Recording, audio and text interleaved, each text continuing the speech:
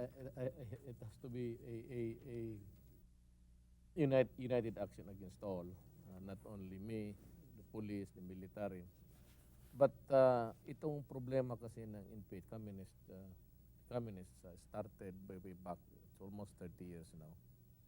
I think that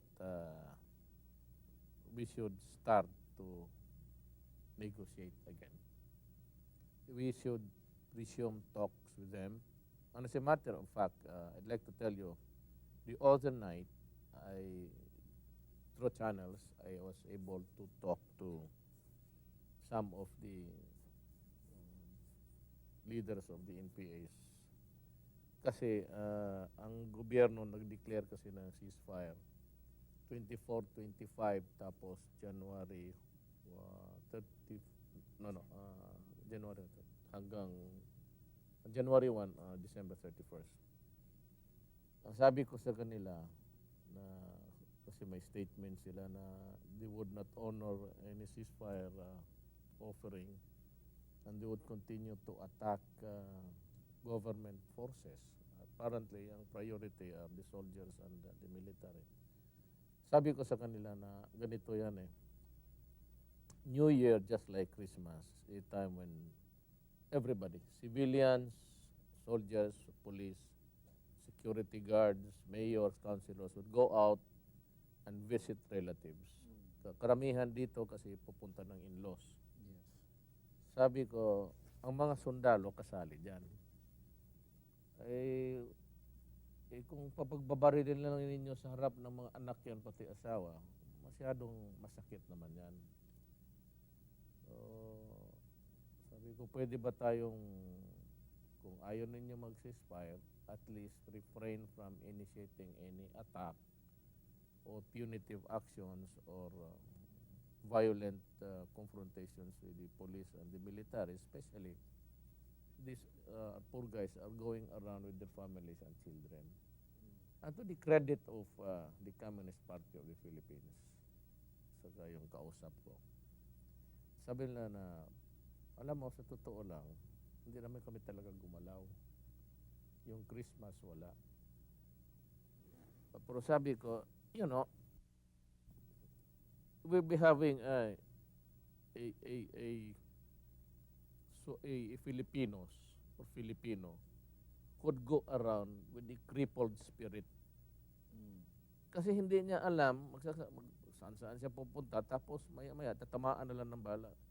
Hindi siya kumpante, sabi ko. So what's the use of, you know, even if you did not hurt anybody these past few days.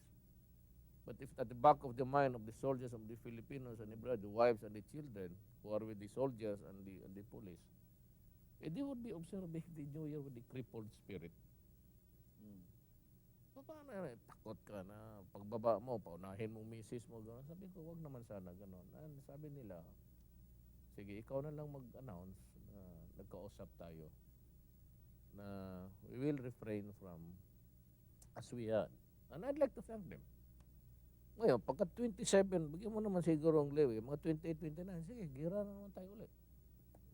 So, ganun talaga ang buhay. Unless there are really talks now, baski na papaano na hinto muna tayo. But I strongly urge government to start talking again with them. As we are talking with the MILF. Kasi 30 years na to. And may I be very frank with everybody, including sa government. I never really considered the Communist Party as terrorists. Alam mo, iba yung terorista. Yung terorista ay nagpuputok ng bomba. Pumapatay ng mga inosente. Ito namang one time when I was a prosecutor and that PD1 was used to be in front of the church, nagputok sila ng granada. It was directed doon. Nandun yung police station mismo. Maraming tinamaan na civilian. Pero at that early, I realized na collateral damage talaga. Minsan matamaan talaga ng bala yung... Kaya sabi ko sa kanila na... Sabi ko, I understand your struggle. Pero huwag naman sana do not overdo things. Because I said, even if you say na hindi ka mag-attack, it's not known to everybody. Yung, I said, the soldier or the policeman would go out of his house together with the family to hear mass. I said, but he has a crippled spirit during the holidays kasi takot nga eh. Kaya sabi ko na, ano, I can only talk about Region 11 kasi ako ang chairman ng Region 11. Sabi ko, pagbigyan mo naman kapwa ninyo Pilipino. Tapos pagka post ng New Year, di bakbaka na naman tayo. Ay, kung ganun talagang buhay, di ganun. Pero I've never considered the communist part of the NPA as terrorist. In the, yung connotation ng word ng terrorist talaga. They do not blast people to death, irrespective of religion, race, or whatever. Bata, babae, wala naman yan sa kanila. Pero they are really enemies of the state because they would want to overthrow this government. I am with government. Maybe if this existing structure na is overthrown, kasali na ako doon.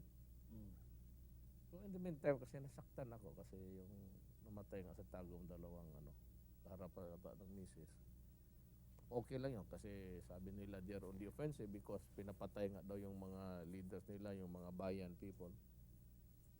But that will not happen here because I will not allow it. At saka wala naman akong nalaman dito na mga sundalo undercover or doing covert operations killing. Well, certainly I would not allow that. Kung alam ko, but sabi ko, nakakaawa naman kasi sabi ko na magsimba yung tao.